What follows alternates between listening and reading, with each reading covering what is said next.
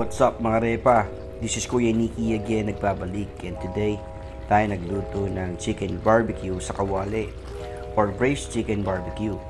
So sa video na to, ibabahagi ko sa inyo ang aking recipe at step-by-step procedure kung paano niluto ito. So paano mga repa, mga kaibigan, tara samahan niyo ako at atin ang lutuin ito. Alright mga kaibigan, simulan na natin ang pagluto ng chicken barbecue sa kawali. Ang first step na gagawin natin dito ay ating imamarinate yung ating chicken. So meron ako ditong 4 na pirasong quarter leg na chicken. Meaning to say, kombinasyon niya ng leg and thigh. Siguro mga 1 kilo to eh. So nilagyan ko muna siya ng pinitpit na bawang. Mga 8 to 10 cloves of pinitpit na bawang or garlic. Tapos tinimplahan ko rin to ng ground black pepper na siguro mga 1 teaspoon. So, ayan, maliit lang yung aking babara ng chicken, kaya ayan, binabalik-baliktad ko na lang para evenly ay aking matimplahan. Masasabi ko sa inyo, kapag ka naluto nyo itong recipe na to, pagkasarap.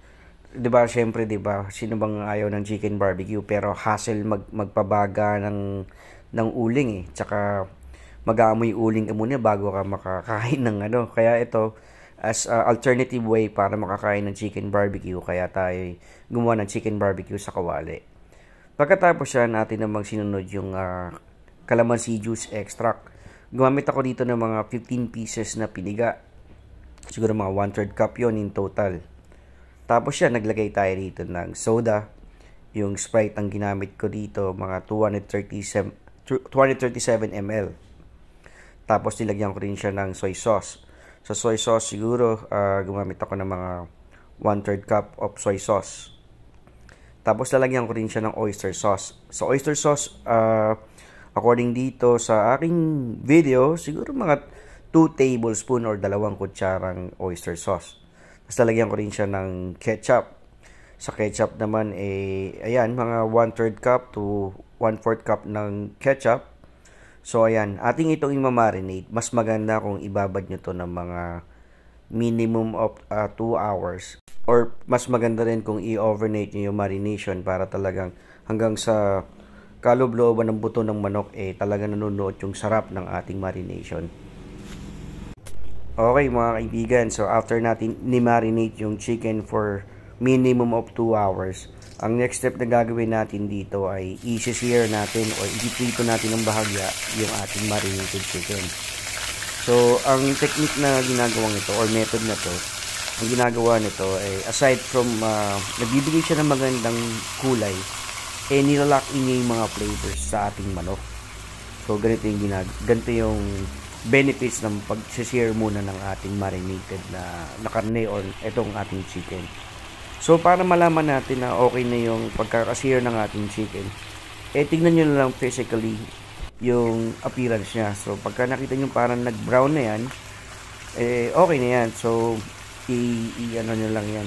I-sear nyo naman yung other side ng ating chicken.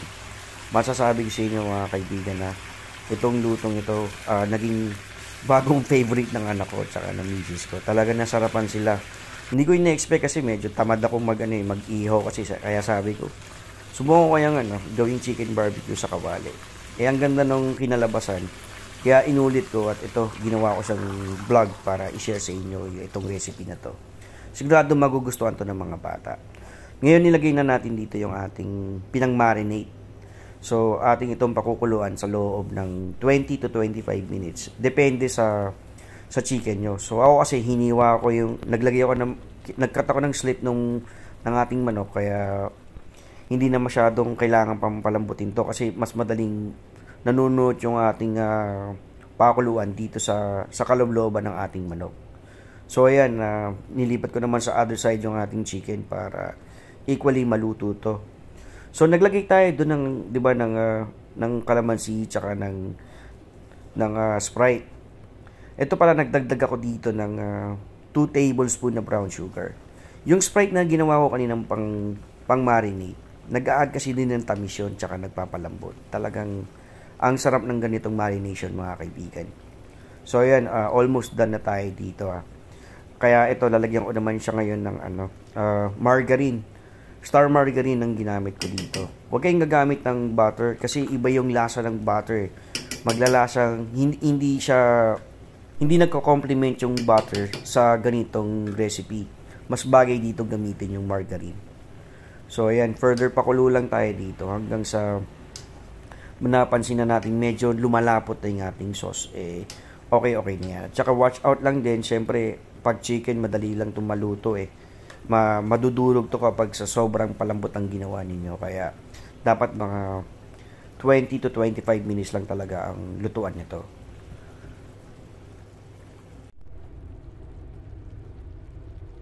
Ayan mga repa, almost done na tayo dito sa pagluto nito. Ang gagawin lang natin dito medyo pagagandahin pa natin yung physical appearance ng ating manok. Kaya ito yung ating sarsa o yung sauce, babawasan natin, isa-set aside natin yan. Tapos magtitira tayo ng konting sauce dito. Kasi ang mangyayari, ito yung gagamitin nating pamprito sa ating manok. Ayan, so bawas pa tayo ng konti dyan.